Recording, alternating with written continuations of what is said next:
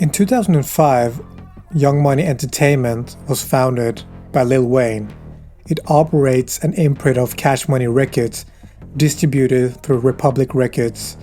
The label became a major force in hip-hop during the late 2000s and early 2010s, known for launching the careers of some of the biggest artists of that era. Lil Wayne established Young Money to create a platform where he could mentor and promote new artists. At the time, Lil Wayne was at the height of his own success and wanted more creative and business control over the music released by his prodigies. The label's first release were closely tied to Cash Money and often featured heavy collaboration with his roster. Young Money hit mainstream success with the release of the compilation album We Are Young Money in 2009, which featured the breakout singles Bedrock and Every Girl, and these hits showcased the talent of the label's rising stars. With free sweets, I give Paris Hilton all-nighters. In about 3 years, holla at me, Miley Cyrus. One of them was Drake, who was a Toronto-based rapper and singer who brought a new melodic style to hip-hop and later becoming one of the best-selling artists in the world, as we know. And Nicki Minaj, a genre-defying rapper known for animated delivery, alter egos, and pop appeal. And Tyga, known for club hits, energetic verses. He brought a West Coast vibe to the roster, and these artists would go on to dominate charts, reshape the sound of pop and hip-hop in the 2000s.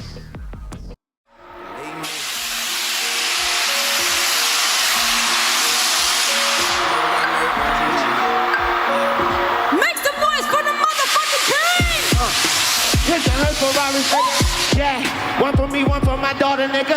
Waiting for someone to touch me like a hover, nigga.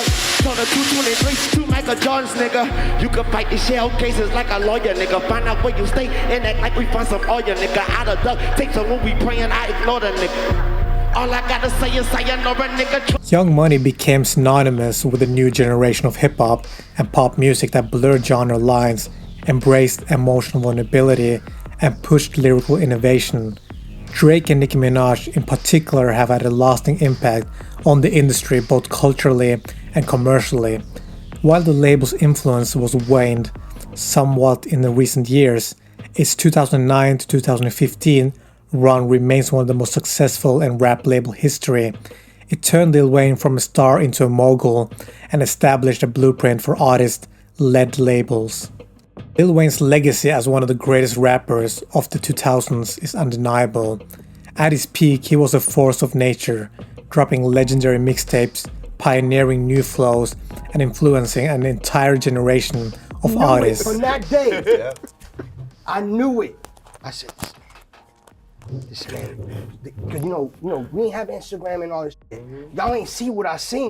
The man he did 30 hit records that you hear every day in your life today. Today, this ain't like somebody rapping and no hits. No. You know what I'm saying? And then dude, we taking over and brown paper bag. Right there. Y'all think I'm tripping? Nah. You gotta understand. Authenticity. You know what I'm saying? Yeah, Like, those are the moments that make me keep going. But somewhere after the Carter 4 in 2011, the momentum began to fade. His music started to feel repetitive and the creativity that once defined him seemed to stall. Albums like I'm Not a Human Being 2 were met with lukewarm receptions and criticized for the lack of cohesion and experimental misfires. Behind the scenes, Wayne was also dealing with serious issues that clearly affected his output. Ongoing legal battles with Cash Money Records over royalties and album delays drained his energy and derailed multiple projects. What could have been a continued streak of greatness became a frustrating series of stops and starts. On top of that, his health began to deteriorate. Frequent seizures and reported drug use sparked concern among fans. Health problems. I know that in the last year you had several seizures. You had to be hospitalized. I was really worried about you when I read about this stuff. I appreciate that. What happened? Dehydration, working too much, no sleep, things like that catch up with you. And we found out that I'm sort of epileptic. And at times, His performances suffered as a result. It was hard to watch someone once so sharp become a shadow of his former self. And perhaps most jarring was his growing cultural disconnect. In 2020, Lil Wayne endorsed Donald Trump just days before the presidential election, a move that stunned many of his longtime listeners.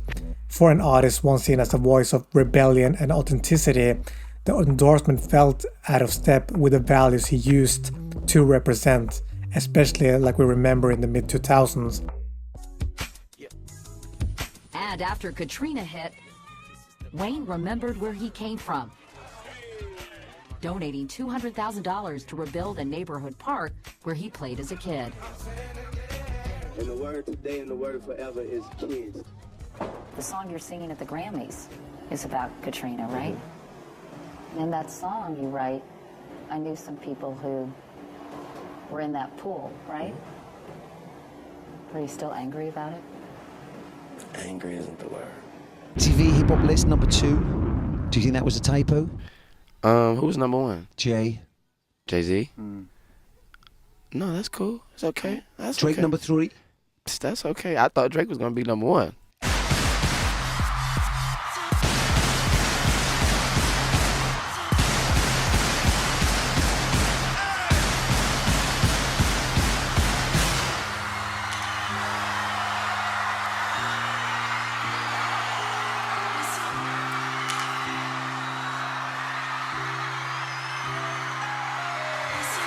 At one point, Drake was the most compelling figure in all of music, a once-in-a-generation artist who blurred the lines between rap, R&B, masculinity and vulnerability, braggadocio, and heartbreak. From the release of So Far Gone and Take Care and Nothing Was the Same, he redefined what a modern hip-hop star could sound like. His style was fresh, emotionally honest, and commercially dominant. For nearly a decade, Drake didn't just ride the wave, he was the wave. But somewhere along the way, that narration began to fracture. The cracks started small, but in recent years, they become impossible to ignore. Drake's artistic decline isn't about lack of success, because he's still charting, still streaming, and still selling. But legacy isn't just about the numbers, it's about the meaning, it's about evolution, and Drake, for all his dominance, seems stuck in a feedback loop of his own music. Drake simply never leaves. He releases album after album. From Scorpion back in 2018 to Certified Lover Boy, Honestly Nevermind, Her Loss, and For All the Dogs, each bloated with over 20 tracks, each feeling more like a playlist than a statement. The problem isn't just quantity, it's the sameness.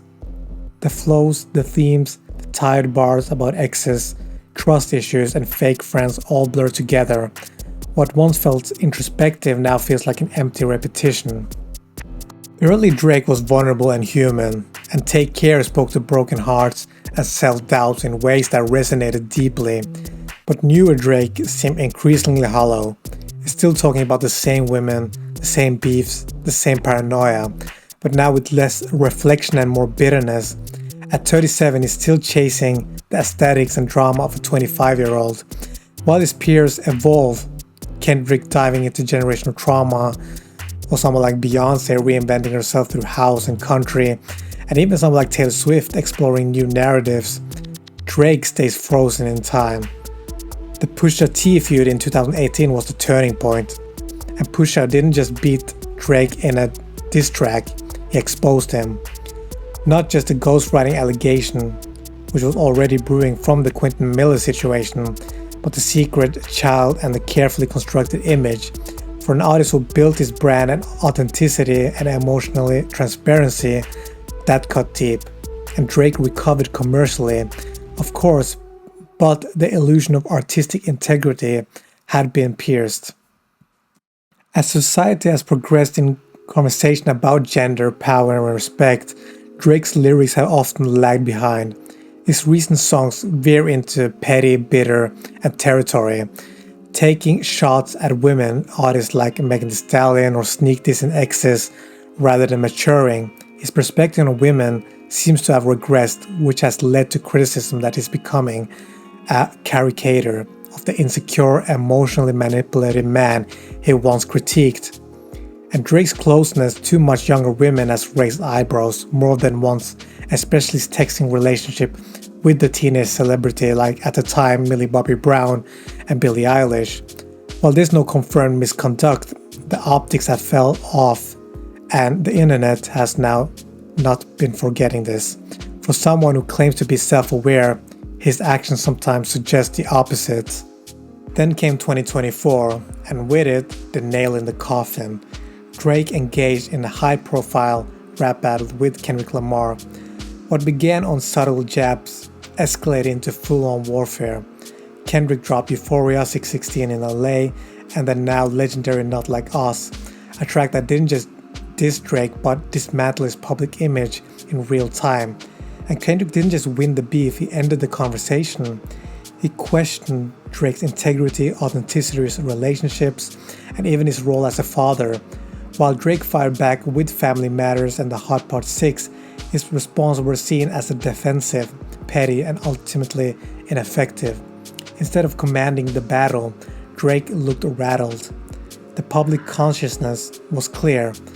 For the first time, Drake lost not just a beef, but a piece of his mystique. Because he did lose the battle against Pusha T, but this was a bit different.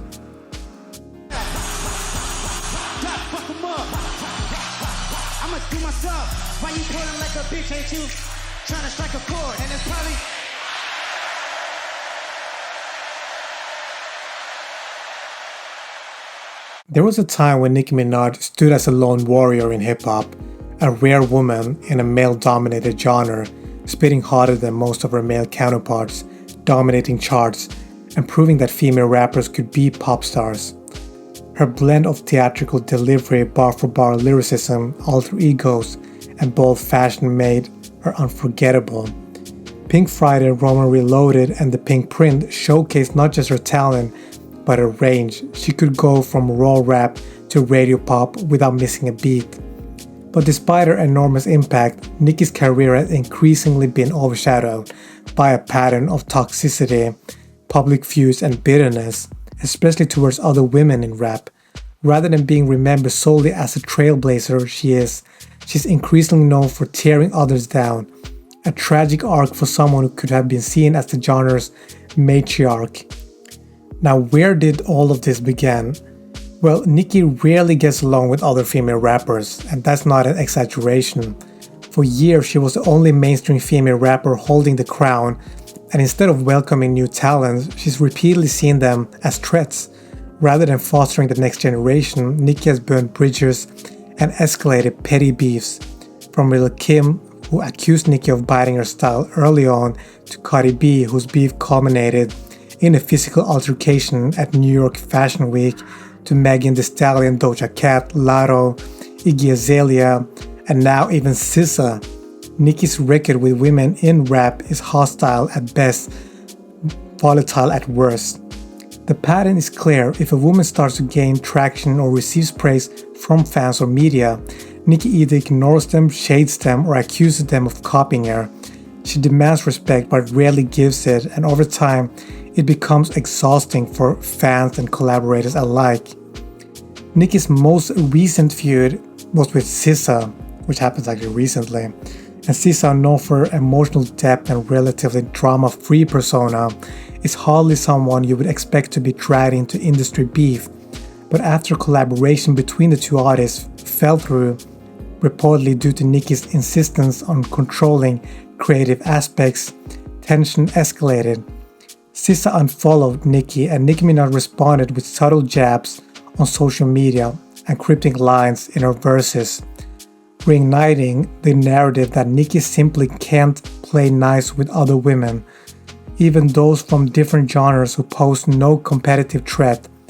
Instead of using the moment to uplift or collaborate meaningfully with another black woman in music, Nicki once again chose conflict, miscommunication, and passive-aggressive shots. It's hard not to see a pattern of insecurity disguised as a dominance. Nicki has cultivated a fan base, the Barbs, that's fiercely loyal but also notoriously aggressive. She often used them to do her dirty work, calling out other artists, bullying critics, and creating chaos online.